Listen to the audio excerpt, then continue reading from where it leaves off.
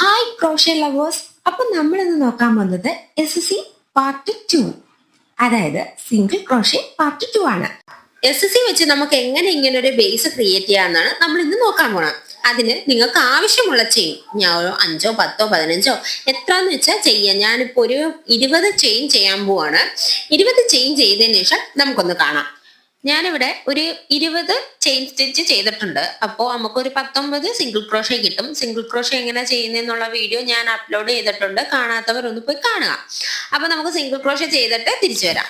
Last ചെയിനിലും single crochet ചെയ്തതിന് ശേഷം ഒരു ചെയിൻ ചെയ്യുക. ഞാൻ ഈ വീഡിയോ കാണിക്കുന്ന പോലെ തന്നെ നമ്മൾ ചെയ്ത ത്രെഡിനെ ഇങ്ങനെ ടെസ്റ്റ് ചെയ്യാം.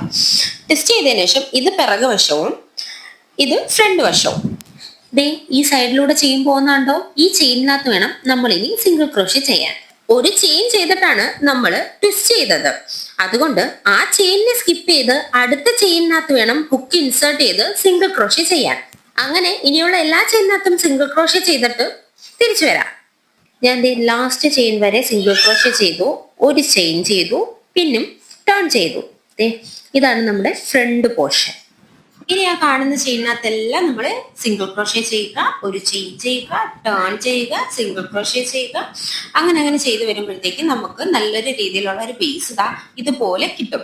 ആദ്യം ഒന്നും ഇങ്ങനെ കിട്ടണമെന്നില്ല, പ്രാക്ടീസ് ചെയ്ത് കഴിയുമ്പോഴത്തേക്കും നിങ്ങൾക്കും കിട്ടും. അപ്പൊ ഈ വീഡിയോ ഹെൽപ്ഫുൾ ആയെന്ന് വിചാരിക്കുന്നു. അപ്പോൾ അടുത്ത വീഡിയോയിൽ കാണാം. ടാറ്റാ.